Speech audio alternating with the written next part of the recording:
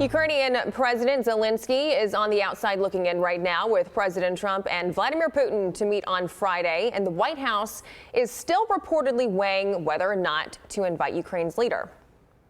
There has been no substantial breakthrough, and for 6 months, one of the most important logjams is that Vladimir Putin said that he would never sit down with Zelensky, the head of Ukraine, and the president has now got that to change. We're going to try to find some negotiated settlement that the Ukrainians and the Russians can live with, where they can live in relative peace, where the killing stops. It's not going to make anybody super happy.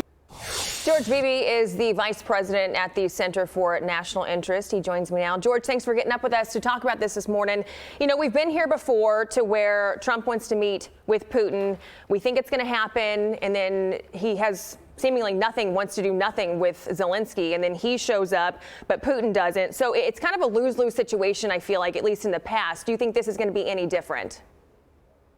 Yeah, I do think this is going to be different. I think in the past, what we've been focusing on is pressing the sides to agree to an unconditional ceasefire, to simply stop shooting at each other. And the Russians have said, no, we're not willing to do that until we address what we believe are the root causes of this conflict. And now the United States has said, okay, let's talk about the root causes of this conflict. Let's address the substantive issues that the sides are fighting over. And the Russians have said, yes, we will agree to do that. And I think that's an important step forward. And I think this is different than in the past. Now, the Ukrainians will have to be involved in this at some point. Whether that is this Friday or not remains to be seen. But ultimately, the Ukrainians are going to have to address these core issues as well as the United States and as well as Europe. Do you feel like one country is going to have to more or less give in more than the other to get something done, a deal reached? Well, I think there are some fundamental issues on which the Russians are going to have to concede. I think the biggest one is that they're going to have to acknowledge that Ukraine has a right to pursue membership in the European Union. I think that's a fundamental strategic compromise that the Russians will have to accept.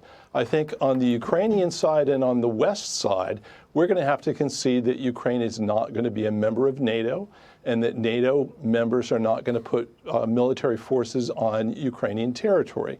That, I think, is a fundamental framework that President Trump and President Putin can agree to on Friday. That will set the stage for negotiations on a lot of very complicated, very detailed issues that have to be part of an ultimate peace settlement. Yeah, I mean, the White House and President Trump, they've been trying to work with Putin and Zelensky in separate instances. And then I think Witkoff, it's been the 5th time now that he has met with Russia to try and get them on board.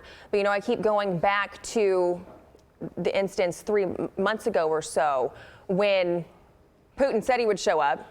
Zelensky wanted to be there. But I mean, I feel like there's no give and take with these two. And then Russia wants to take a piece of Ukraine's land, and they say, absolutely not. This has to work for the Ukrainian people.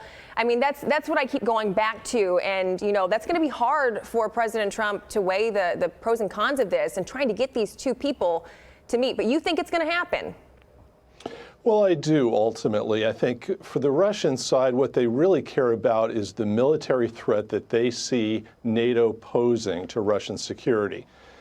They can't solve that problem just by winning the war in Ukraine, just by seizing territory. They're still left with that NATO military capability. So they do need a deal here, and that is a fundamental motivator, I think, for Putin in all of this. Now, the Ukrainians are going to have to come to the table. I think they are going to be willing to do that, and the main reason is that they're losing this war. Not rapidly, but over time, their position is eroding, so they need a deal. The role that President Trump is playing on this is helping these two sides find a way forward that they probably won't be able to negotiate one-on-one between themselves. U.S. involvement in this and the President Trump's personal involvement in this is absolutely necessary. And I think right now there's reason for hope. Yeah, Trump's definitely the broker in this deal, and hopefully they can get something done because this was a campaign promise on his end. George Beebe, thank you so much for your time this morning. We appreciate it. I'm Steve Ducey. I'm Brian Kilmeade. And I'm Ainsley Earhart. And click here to subscribe to the Fox News YouTube page to catch our hottest interviews and most compelling analysis.